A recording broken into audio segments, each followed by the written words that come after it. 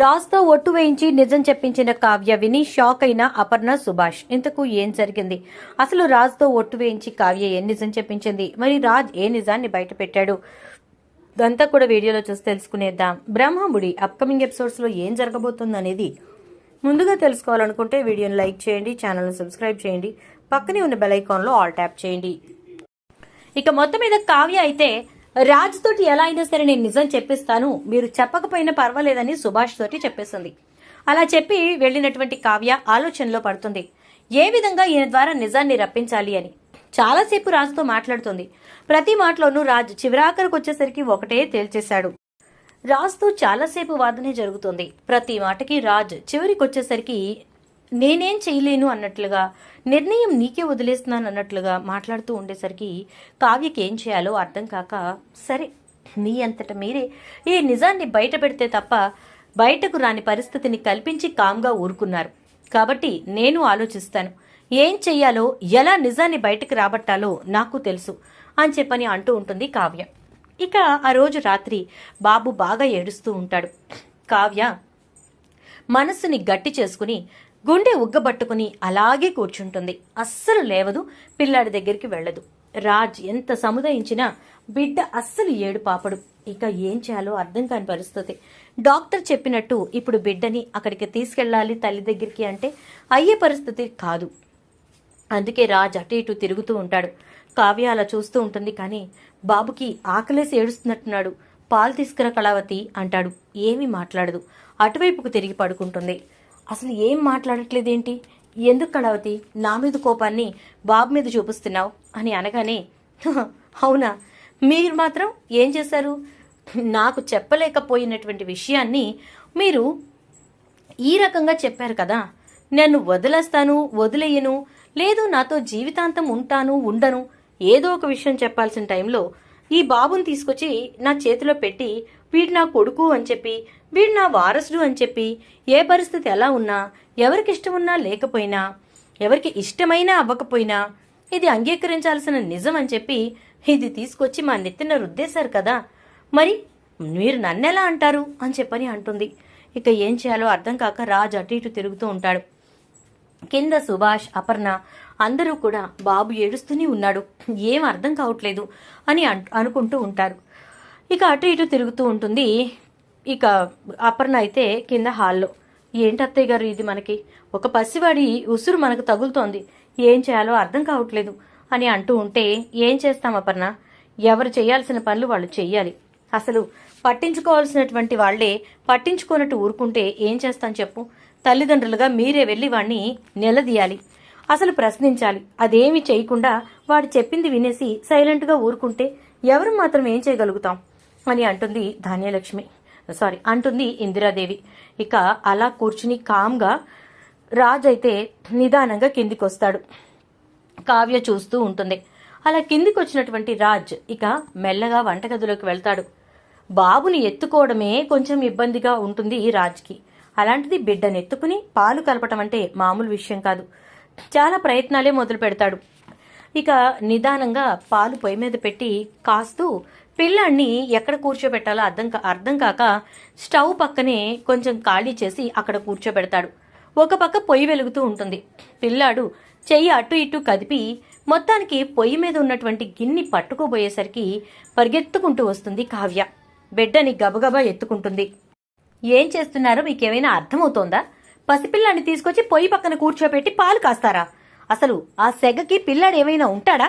అయినా ఆ పాత్రని పట్టుకుంటుంటే ఎటు చూస్తున్నారు, ఏం ఆలోచిస్తున్నారు? బిడ్డ తల్లి కల్లోకి వచ్చేసిందా, కళ్ళల్లోకి వచ్చి కనబడుతూ కూర్చుందా అంటుంది కావ్య.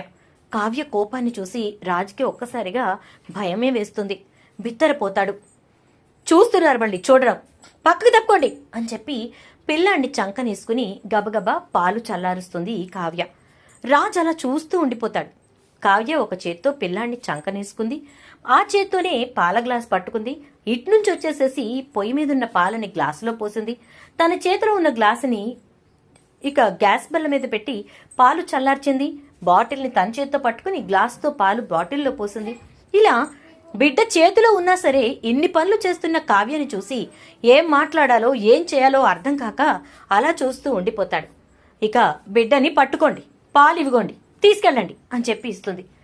ఏమీ మాట్లాడకుండా పాలను తీసుకుని బిడ్డను తీసుకుని పైకి వెళ్ళిపోతాడు రాజ్. ఇంట్లో వాళ్ళంతా అలా చూస్తూ ఉండిపోతారు. ఇక రుద్రాణి ఇలా చేస్తూ ఉంటే నిజాలు ఎప్పటికొస్తాయి అంటూ ఉంటుంది. ఏమీ మాట్లాడకుండా రుద్రాణి వంక చాలా సీరియస్గా చూస్తూ పైకి వెళ్తుంది కావ్య.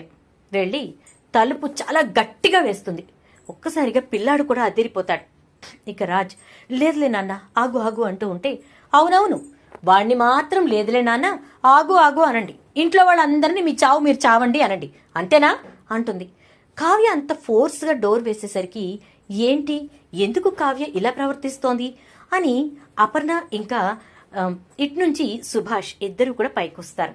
ఒక్కసారి మాట్లాడి వాడి చేత నిజం బయట పెట్టించండి అంటుంది అపర్ణ. అందుకే ఇద్దరు పైకొస్తారు. ఇక వచ్చిన తర్వాత డోర్ కొడదాం అంటే డోర్ నాక్ చేద్దాం అనుకునే టైంకే కావ్య రాజ్ని నుంచోపెట్టి దగ్గరకు తీసుకుని గట్టిగా హత్తుకుంటుంది. రాజ్కి ఏం చేయాలో అర్థం కాదు. పిల్లాడు పాలు తాగి ఓ పక్కకి ఒద్దుగిల్లి నిద్రపోతూ ఉంటాడు. ఇక అప్పుడు గట్టిగా పట్టుకున్న కావ్య రాజ్ చేతిని తీసి నిదానంగా బిడ్డ తల మీద పెడుతుంది. చెప్పండి, ఇప్పుడు చెప్పండి బిడ్డ తల్లెవరు, వాడి మీద ఒట్టు వేసి నిజం చెప్పండి బిడ్డ తల్లెవరు అని చెప్పి అంటుంది. ఒక్కసారిగా రాజ్కి ఏం చేయాలో అర్థం కాదు. చెయ్యి గట్టిగా పట్టేసుకుంటుంది కావ్య. ఒక్క చేత్తోనే బిడ్డని పట్టుకుని అదే చేత్తో పని చేయగలిగిన సత్తా ఉన్న కావ్య నుంచి తన చేతిని విడిపించుకోవటం తన వల్ల కాదని రాజ్కి అర్థమైపోతుంది. ఏం చేయాలి ఇప్పుడు? బిడ్డ తల మీద చేపెట్టి నిజం చెప్పకపోతే దానివల్ల వచ్చే ఇబ్బంది, బాధ ఎంతలా ఉంటుందో, దాని ప్రభావం ఎలా ఉంటుందో రాజ్కి బాగా తెలుసు. ఏమీ చేయలేని పరిస్థితుల్లో బిడ్డ తల్లికి సంబంధించిన రహస్యాన్ని రాజ్ బయట పెట్టేస్తాడు. తనకు యాక్సిడెంట్ జరగబోతూ ఉండగా ఒక ఆవిడ తనని కాపాడబోయి తను యాక్సిడెంట్కి గురయ్యి చనిపోయిందని, ఆ చనిపోయేటప్పుడు తన చేతిలో ఉన్న బిడ్డని రాజు చేతిలో పెట్టిందని, అలా పెట్టడం వల్లే ఆ బిడ్డని ఇప్పుడు ప్రాణానికి ప్రాణంగా కాపాడాల్సిన పరిస్థితి రాజుకొచ్చిందని, ఇలా ప్రతిదీ చెప్పేసరికి ఒక్కసారిగా షాక్ అయిపోతుంది కావ్య. ఇప్పుడు ఆ బిడ్డ తల్లి అంటే లేదు అని చెప్తాడు. మరి లేని తల్లిని ఎక్కడి నుంచి తీసుకొస్తారు ఇప్పుడు?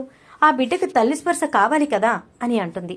తల్లి స్పర్శ కావాలి కాదని నేను అనట్లేదు, తల్లిగా నువ్వు ఉన్నావు కదా, ఇంకా ప్రాబ్లం ఏముంది అని అంటాడు రాజ్.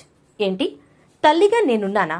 నేనేమన్నా వాడి కన్న తల్లినా అనగానే, వాడి కన్న తల్లే లేదన్న తర్వాత ఇక నేనున్నానా అని చెప్పి నువ్వు మాట్లాడితే నేనేం మాట్లాడాలో నాకు అర్థం కావట్లేదు కావ్య అంటాడు రాజ్. ఇక కావ్య అలా నిలబడి చూస్తూ నిదానంగా లేచి బయటకు వచ్చేసరికి అపర్ణ, సుభాష్ ఇద్దరు కూడా గుమ్మం దగ్గర నుంచునుంటారు. ఇక అపర్ణ, సుభాష్ని చూసిన కావ్య ఏం మాట్లాడలేక కళ్లల్లో వస్తున్న కన్నీటిని తుడుచుకుంటూ కిందికి వెళ్ళిపోతుంది. ఇక అలా వెళ్ళినటువంటి కావ్య బయట ఉయ్యాల దగ్గర కూర్చొని ఊల్ తీసుకుని బాబుకి స్వెటర్ అల్లుతూ ఉంటుంది. అప్పుడు వస్తుంది ఇందిరాదేవి. ఏం చేద్దామనుకుంటున్నావు? బిడ్డకు తల్లిగా మారదామనుకుంటున్నావా, లేకపోతే ఆ బిడ్డని అనాథ శరణాలయానికి పంపిద్దాం అనుకుంటున్నావా అని అనగానే, మానవత్వం లేనిదాన్ని, విచక్షణ లేనిదాన్ని, న్యాయాన్యాయాలు తెలియని దాన్ని కాదు కదా అమ్మగారు. తన ప్రాణాన్ని అర్పించి నా భర్త ప్రాణాన్ని కాపాడిన ఆ కన్న తల్లి చనిపోతూ అప్పగించిన ఆ బాధ్యతని నేనెలా వదిలేస్తాను? నా పసుపు కుంకుమలు కాపాడిన ఆ బిడ్డని నేనెలా రోడ్డుపాలు చేస్తాను?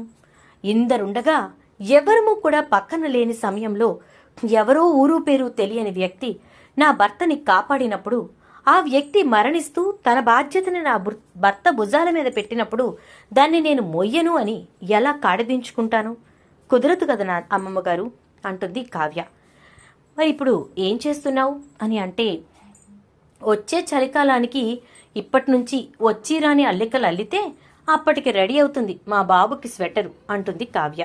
ఒక్కసారిగా ఇందిరాదేవి నవ్వుకుంటూ, పర్వాలేదే, సత్యాన్ని తొందరగానే అవగతం చేసుకున్నావు అని అనగానే, సత్యం ఏంటి అని మనకు తెలిసిన తర్వాత అవగతం చేసుకోక తప్పదు కదా అని చెప్పని అంటుంది.